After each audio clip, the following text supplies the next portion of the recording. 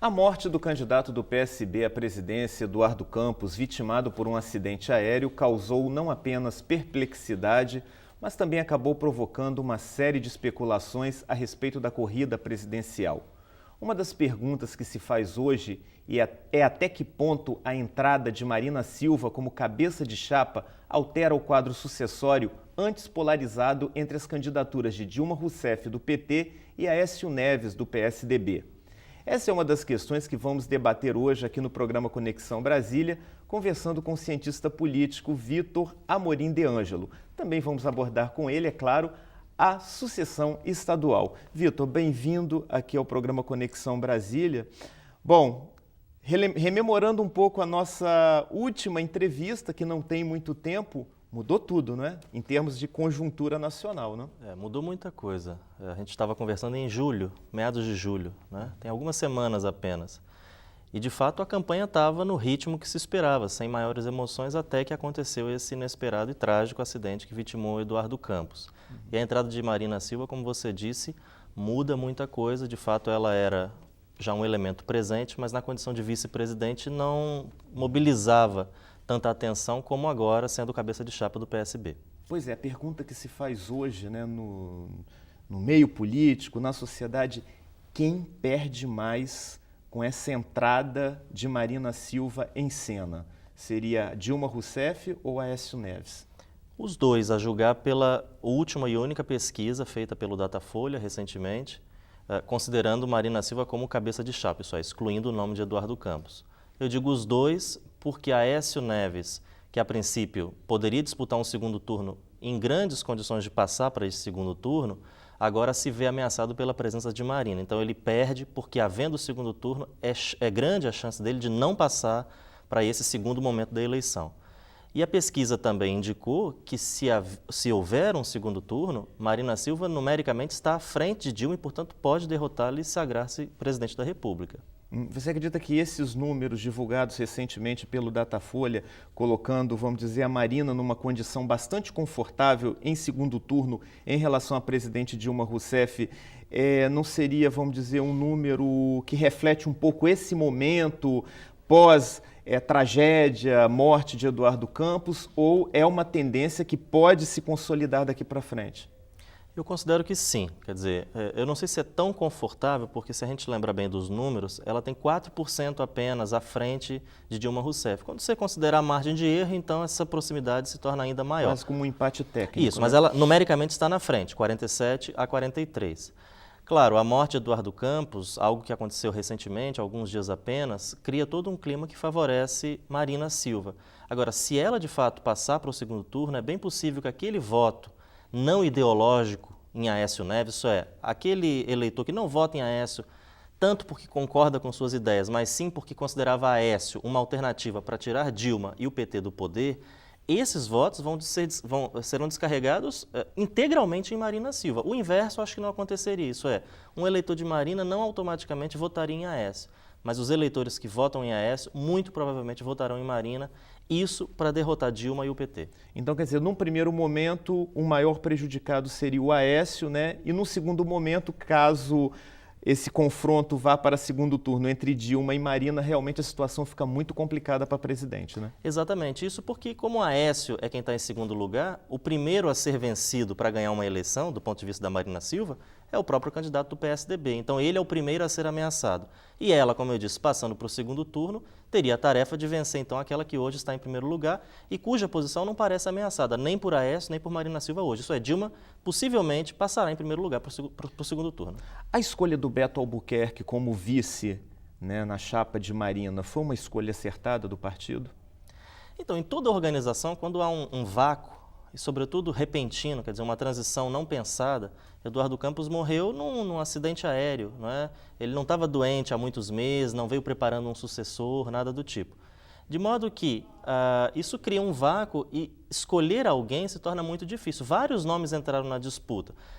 Havia ali 3 nomes em Pernambuco que poderiam muito bem representar o Nordeste e o próprio estado de onde vinha Eduardo Campos, mas eles não se entenderam internamente. Há uma ala do partido que também defendia, desde antes mesmo da saída de Eduardo como candidato a presidente, uma proximidade maior com o PT.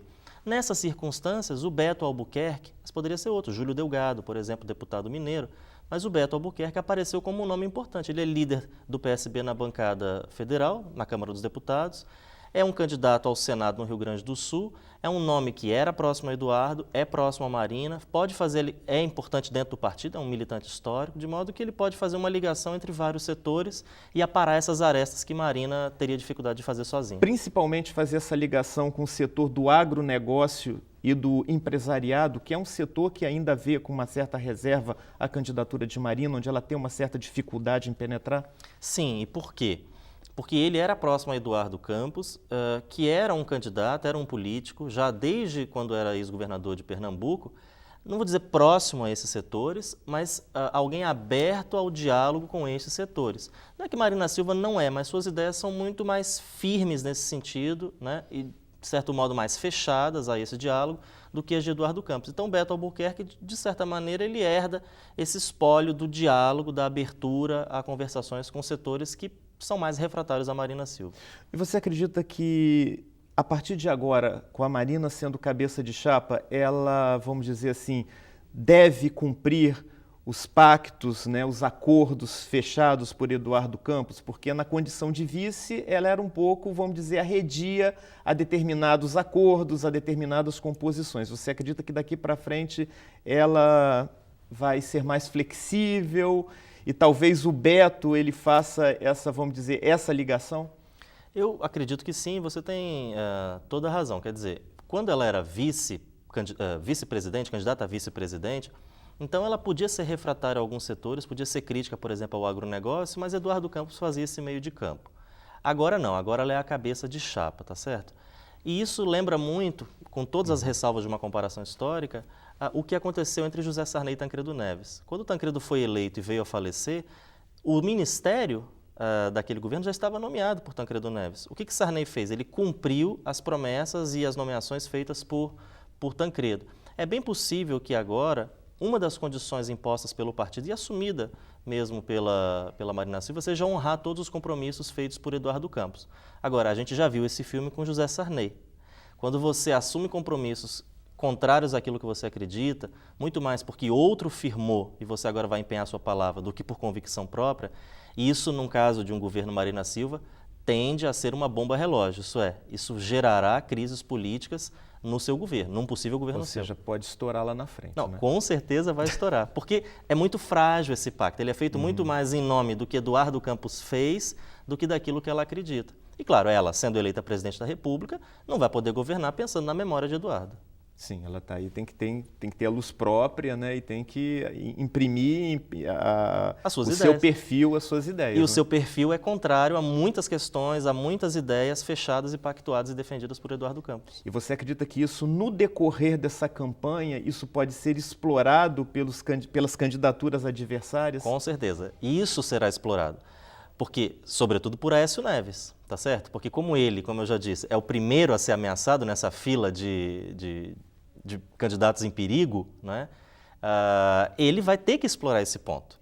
Porque ele precisa achar algum ponto, algum aspecto que na trajetória de Marina, na candidatura de Marina Silva, a desqualifique, politicamente falando, né?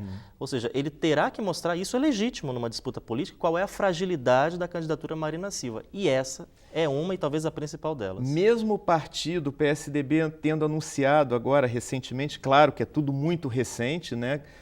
Vamos dizer assim que o jogo, né, que já estava em andamento, ele praticamente zera e recomeça, né, sob novas regras, né, e novos protagonistas, né? Você acredita que mesmo com a declaração recente do PSDB de que ainda vai insistir em bater no PT, você acredita que isso daqui a algumas semanas pode se virar contra a candidata Marina? Acredito plenamente, porque daqui a pouco nós vamos chegar naquele ponto de uma disputa pelo voto útil. Isso é, Aécio Neves precisará, como foi feito por José Serra em outra eleição, defender que ele é o mais qualificado para governar o Brasil. Isso é, ele tem um partido com maior estrutura, ele tem apoio partidário, ele tem quadros de qualidade para governar o país. Então, votar nele seria mais útil para o eleitor, seria um voto que valeria a pena, muito mais do que um voto em Marina Silva. A adversária de Aécio Neves agora não é Dilma, é Marina. ainda que o seu objetivo seja vencer o PT numa eleição e tirar Dilma do poder, para fazer isso, ele precisa passar por Marina Silva, que, como a gente já falou, a pesquisa indica que é a sua ameaça real para chegar no segundo turno. E qual a estratégia que você vê para o PT agora nessa campanha?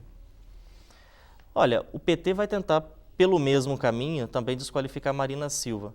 Só que ele está numa situação mais confortável, porque se esta tarefa vai ficar a cargo de Aécio Neves, o PT não precisa perder tanto tempo da campanha falando de Marina Silva. Então, se Aécio precisa fazer isso, gastar uma parte da sua propaganda, da sua fala num debate, para mostrar a fragilidade de Marina Silva e de sua candidatura, sobra tempo para o PT e para a candidata Dilma Rousseff para defender as suas propostas. Isso é, ela não tem uma preocupação imediata com a candidata do PSB. O fato da aprovação do governo Dilma Rousseff, que vinha caindo, já começar a sofrer uma certa elevação, pode ser um aspecto favorável e que até justifique isso?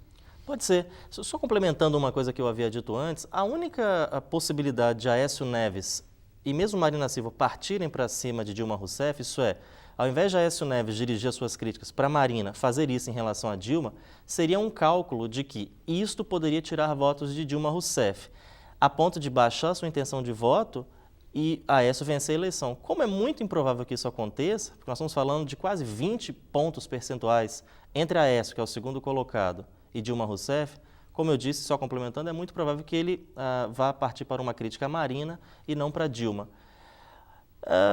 O que sobra para o PT? Quer dizer, Marina Silva foi uma candidata do PV, né, na última eleição presidencial, mostrou algumas fragilidades, teve uma trajetória muito apagada, para não dizer nula, do ponto de vista político, de 2010 para cá, foi ministra do governo Lula. Então, é possível que o PT, se precisar criticar a Marina, ele tenha elementos mais sutis do que um ataque direto, como deverá fazer Aécio Neves. Agora, no eventual segundo turno entre Dilma e Marina, certamente esses votos de Aécio Neves, eles migram facilmente para Marina, não? Eu acredito que sim. Por quê? Até por uma razão relativamente simples. Existem pessoas, como isso ocorre com qualquer candidato, que votam em Aécio Neves por uma certa ideologia, isso é, acreditam nas suas ideias. Mas a candidatura de Aécio Neves, como tem sido nas últimas eleições presidenciais, as candidaturas do PSDB, representa hoje um novo nome que catalisa esses críticos ao governo Dilma, aos governos de Lula e do PT de um modo geral. Ok, no próximo bloco tem mais política nacional e estadual com o cientista político Vitor Amorim de Ângelo. Conexão Brasília, volta em instantes.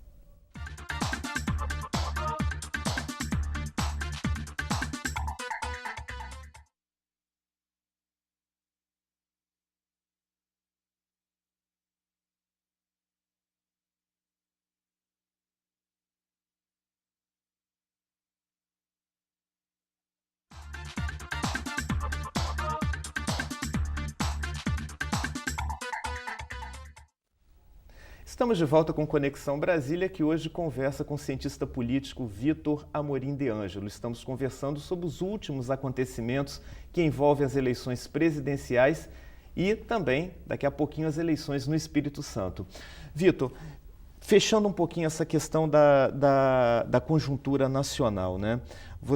A gente estava no finalzinho do primeiro bloco, né? A gente abordou a questão de que, na hipótese de um segundo turno entre Dilma e Marina, certamente esses votos que hoje são de Aécio migrariam com muita facilidade para a Marina e não com Dilma. Então, um segundo turno é uma situação bastante difícil para o PT, não?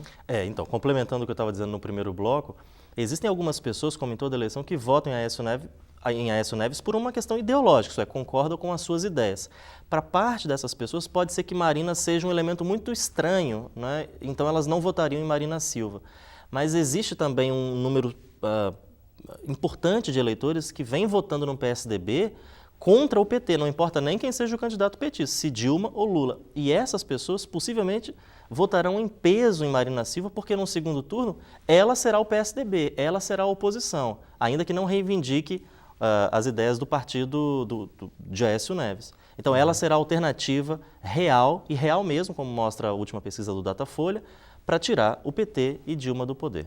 Agora, você acredita que essas pesquisas que estão sendo feitas em nível nacional, elas realmente estão refletindo, vamos dizer, a realidade? Ou você acredita que há uma certa, vamos dizer, manipulação em favor dessa ou de outra candidatura? É muito difícil dizer que há manipulação, porque assim como eu tenho a minha formação e faço o meu trabalho a partir de pressupostos científicos, com uma metodologia específica, também os estatísticos vão fazer a mesma coisa.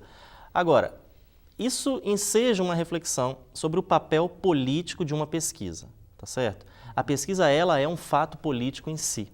Então, quando o Datafolha, nacionalmente, divulgou uma pesquisa atribuindo tantos votos a Marina Silva, qual a margem para o PSB não indicar ela candidata a presidente da República, como sua candidata? Quer dizer, o partido vai abrir mão de uma candidata que a pesquisa mostra que passará para o segundo turno e vencerá Dilma Rousseff para apoiar Dilma Rousseff, por exemplo. Então, a pesquisa, ela funciona como um fato político, porque ela neste caso, é como se fosse um grupo de pressão. É como se fosse um grupo inteiro dentro do partido pressionando em favor de uma candidata. Regionalmente acontece a mesma coisa.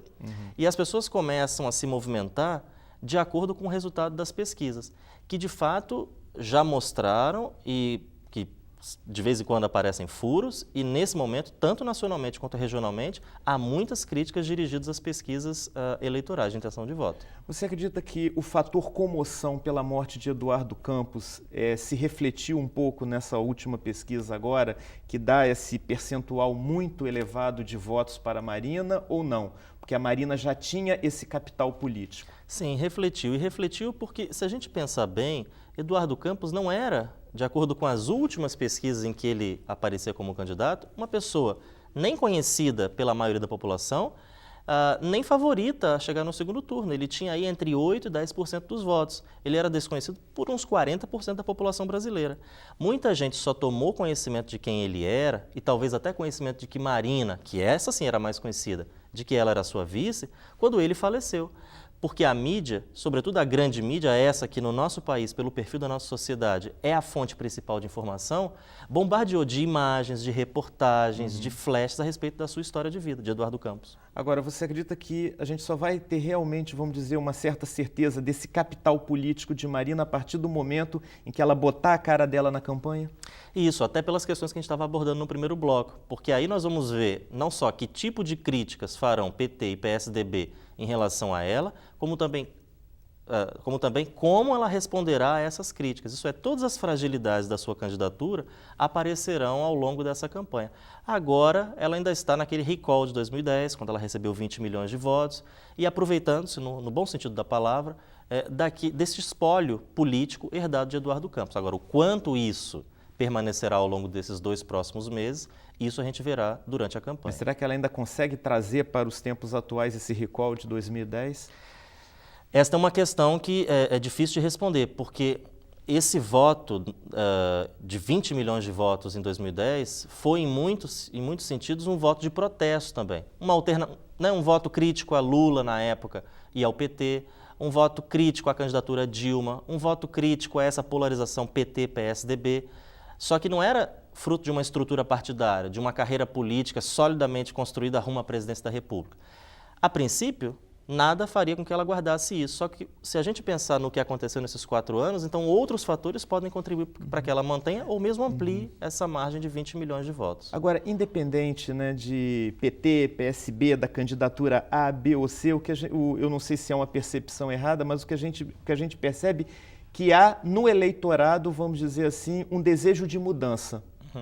E aí, quer dizer, onde está pesando muito menos o ideológico, mas a vontade de mudar, não importa qual seja o candidato. Você também tem essa percepção, Vitor? Sim, eu tenho essa percepção, acho que você está correto. E esse desejo de mudança, ele aparece de maneira difusa em vários momentos. Inclusive com essa polarização de PT, PSDB. Os dois já tiveram o seu momento, a sua chance, agora nós queremos experimentar um outro tipo de governo, uma outra forma de governo. Seria mais ou menos por aí? Acho que sim. Quer dizer, existem sinais de que esse desejo de mudança, de fato, está presente na sociedade. E não é só nacionalmente, localmente também. Por exemplo, na última eleição municipal, aqui na Grande Vitória, Esse mote da mudança, por exemplo, estava presente inclusive no gesto da mudança da candidatura de Luciano Rezende. Fernando Haddad foi eleito prefeito de São Paulo também em cima dessa ideia da mudança. Mas o que a gente percebe, por exemplo, citando Minas e São Paulo, por exemplo, né? Em Minas, por exemplo, o candidato do PSDB, que já vem, né, de vários governos sucessivos, já não vem mantendo essa mesma performance, essa mesma folga. Em São Paulo, ainda que o Geraldo Alckmin, né, esteja com uma certa vantagem para ser reeleito, a gente já percebe que essa vantagem já diminuiu um pouco. Ou seja, a gente percebe que a fadiga de material, tanto do lado do PT quanto do lado do PSDB. De material que eu digo, não sei a que você está se referindo. É expressão, né? Não, eu digo assim, se são das pessoas, porque a fadiga tanto dessa elite política, são os mesmos nomes, e nesse sentido a morte de Eduardo Campos é lastimável também nesse sentido, porque vai-se embora alguém novo nessa elite política. Poderia representar um novo, né, nesse cenário. Quer dizer, e a formação de um novo quadro demora muito tempo, um novo quadro qualificado. Minas também isso tem acontecido, mas o desejo de mudança está presente. A gente vê isso na eleição municipal, mas não só, a gente vê isso também em todas as pesquisas de opinião pública nacionais e também nas mobilizações do ano passado. Falando agora de sucessão estadual, né? Como é que você avalia o quadro aqui, né? Quer dizer, temos pesquisas aí recentes que foram divulgadas e que colocam, né, uma vitória do ex-governador Paulo Artung em primeiro turno. Qual é a sua avaliação assim nesse primeiro momento? Há várias interpretações. A gente poderia começar falando da pesquisa de opinião pública, remetendo àquela pergunta sua anterior.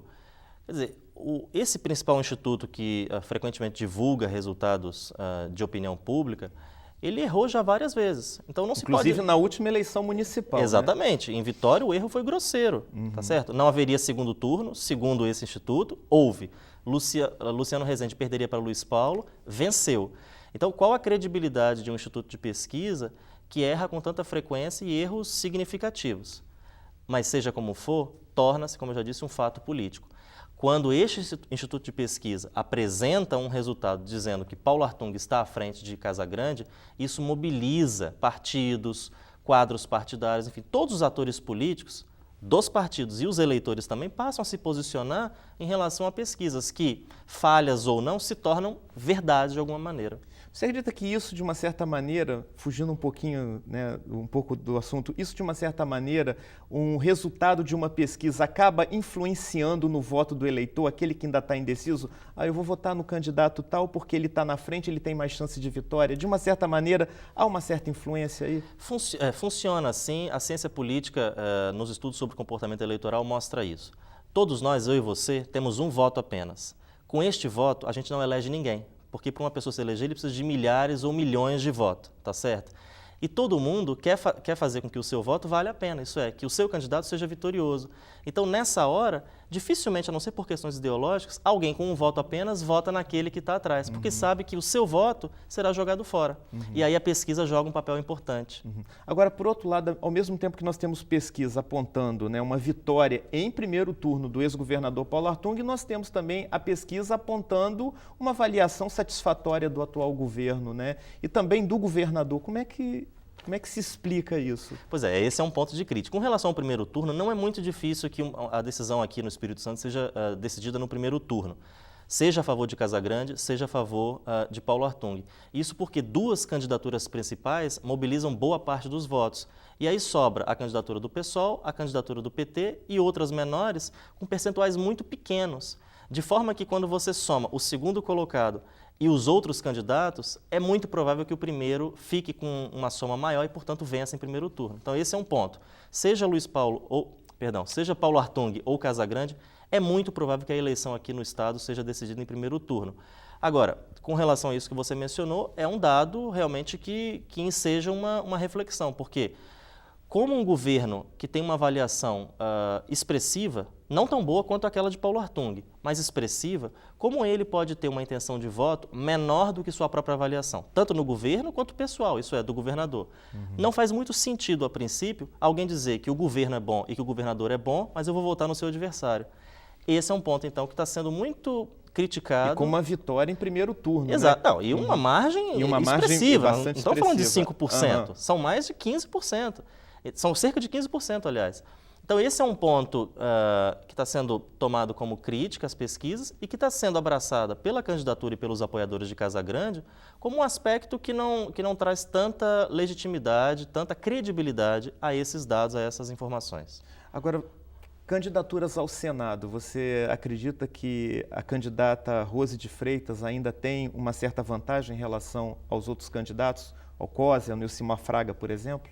Então, E na última entrevista você falou que ela tinha chances de chegar na frente, né? Você acredita que essa chance ainda se mantém, embora exista uma diferença bem pequena, pelo que as últimas pesquisas vêm apontando, né? Mas na última pesquisa, também aqui no estado, aconteceu um fato inusitado, que foi a saída de Contarato da disputa. Quer dizer, sob argumentos muito frágeis, né? Quer dizer, para alguém chegar a ser candidato ao Senado, ele sabe o que é política partidária. Então, ele não descobriu isso, nem precisava descobrir isso só depois de candidato. Com a sua saída, ele tinha uma expressiva intenção de votos, esses votos se diluíram. Nilcimar não é um candidato tão forte quanto os outros, e agora sim, Coser parece ganhar um pouco desses votos. Rose mantém o seu patamar, é uma disputa, nesse contexto, mais apertada do que parecia ser na última vez em que eu estive aqui conversando com você. Tá bom, Vitor, a gente volta a essa conversa oportunamente, né? Sempre que for necessário, esperamos contar aqui com a sua colaboração aí. Obrigado. Que é sempre muito bem-vinda. Tá bom, muito obrigado. Eu agradeço também a sua audiência, lembrando que na semana que vem nós temos um novo encontro marcado. Até lá!